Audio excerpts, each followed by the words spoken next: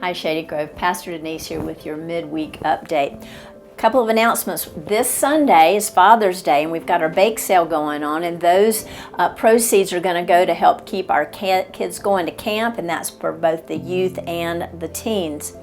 Also, coming up June 22nd, we have our Fun in the Sun Women's Brunch. That's going to be in the Community Center at 10 o'clock. We've got Eva Simcox is going to be our special speaker. You will not want to miss that. We do need you to RSVP brunch to our text number, 336-525-5870. Also for you ladies, the Women's Retreat is now open, and that's going to be taking place September 20th through the 22nd at Fort Caswell. You can also text RETREAT to that number, 336-525-5870.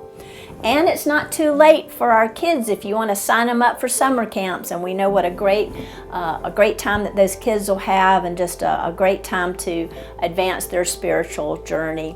Summer Jam's coming up July 15th through the 18th. We need your help. We need volunteers.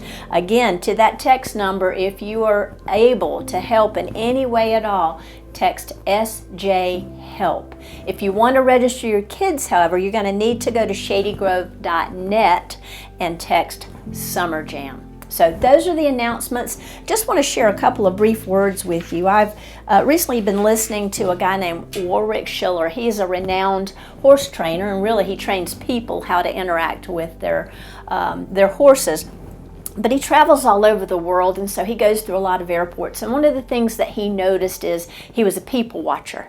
And not only was he a people watcher, but he started looking at people and making judgments about them, about their appearance or how they were dressed. And he noticed that he had all of these negative feelings, and he decided he wanted to turn that around. And so what he decided to do was he decided to look each person in the eyes as he passed them, whether they were looking at him or not, and think in his mind, may you be happy, may you be happy. And he would just say that over and over in his mind as he would pass each person.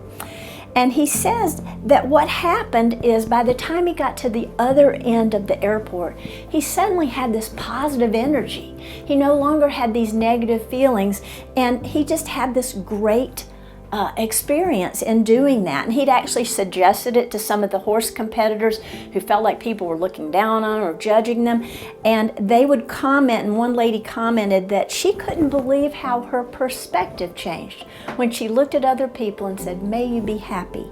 It was almost like a high, she said.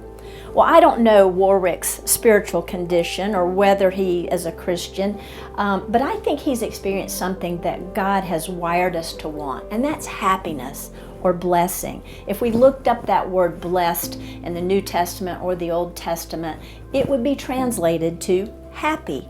So to be happy or blessed is what we desire for ourselves, and it's what we find when we learn to love God and love others. Jesus answered the man in Matthew 22:37 when he asked him, what's the greatest commandment? And Jesus said this, you must love the Lord your God with all your heart, with all your soul, and with all your mind. This is the first and greatest commandment. And the second is like it, love your neighbor as yourself. When we wish others to be happy, to be blessed, that's a genuine form of love, a gift from God. Now, Warwick had been doing this mental blessing, if you will, to each person he passed. So perhaps we ought to try that too. Each person that we see, each person that we pass on a daily basis or a weekly basis, just mentally think to yourself as you look at them, may you be blessed. And I wonder what our perspective will be as we do that. Blessings, church.